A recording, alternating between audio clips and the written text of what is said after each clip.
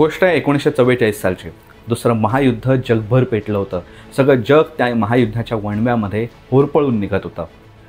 British साम्राज्याचा भाग असल्यामुळे भारतसुद्धा या युद्धाचा एक भाग झाला होता। पण याच वेळेला आषाढीची वारी होती। पण ब्रिटिश सरकारच्या एका निर्णयामुळे वारीवरती गंडांतर येत होतं। ही वारी बंदच होते की काय अशा पद्धतीची परिस्थिती निर्माण झाली।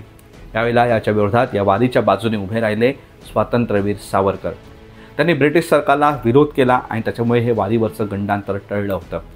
नेमकी ही घटना काय आहे, सावरकरांनी कशा पद्धतीने याचा विरोध केला होता आणि कशा पद्धतीने या सगळ्या गोष्टी झाल्या होत्या याची चर्चा आजच्या व्हिडिओमधून। नमस्कार, मी हर्षद वैद्य हिंदुस्तान पोस्टमध्ये आपल्या सर्वांचं स्वागत करतो। 1944 साली दुसरं महायुद्ध एका निर्णायक टप्प्यावरती येऊन ठेपलं होतं। त्याच वेळेला भारतसुद्धा ब्रिटिश साम्राज्याचा भाग असल्यामुळे या युद्धात ओढला गेला होता। आता युद्ध म्हटलं की बऱ्याच गोष्टींनी टंचाई वगैरे या सगळ्या गोष्टी आल्याच। त्यामुळे ब्रिटिश साम्राज्यातली मुंबई प्रांताचा जो गव्हर्नर होता त्याने सांगितलं की फतवा काढला आणि त्याने सांगितलं की यंदा अन्नधान्याची टंचाई आहे, त्याच्यामुळे यंदा वारीला परवानगी नाही। साहजिकच हे असा फतवा निघाल्यावरती जनमत विरोधात जाणं ही गोष्ट साहजिकच होती। सोलापूरच्या जनतेने तर हा निर्णय बदलावा यासाठी सह्यांचं निवेदनसुद्धा गव्हर्नरला पाठवलं गेलं होतं।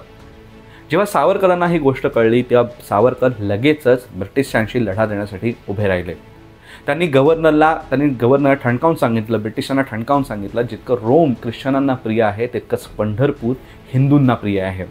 युद्धाच्या काळामध्ये जर हज यात्रेला परवानगी मिळू शकते तर पंढरपूरच्या वारीला का नाही, हा हिंदूंवरती अन्याय आहे।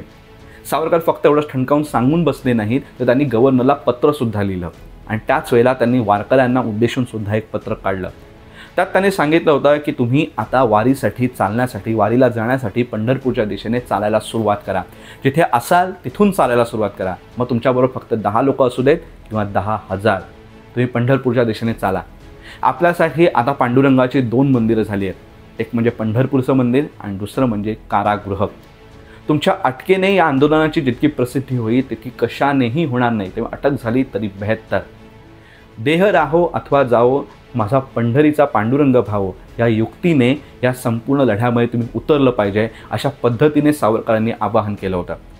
साहजिकच सगळ्या महाराष्ट्रभर या वारीच्या पाठिंब्यासाठी आणि वारीच्या बाजूने जनमत एकत्र व्हायला लागलं होतं आणि सरकारचा विरोध व्हायला लागला होता।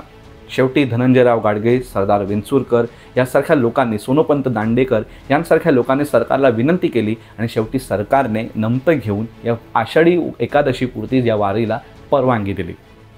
याच आषाढी एकादशीच्या दिवशी हिंदू महासभेचे एक नेते बोले यांचा सुद्धा सत्कार होता। त्या सत्कार समारंभात सावरकरांचा देखील सत्कार करण्यात आला होता।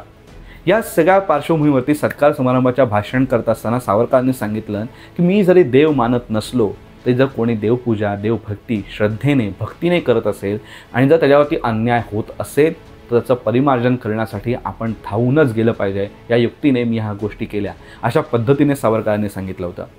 आचार्य बाळाराव सावरकर यांनी त्यांचं अखंड हिंदुस्थान लढा पर्व या ग्रंथामध्ये या गोष्टींचा उल्लेख केलेला आहे, ह्या आठवणी सांगितलेल्या आहेत।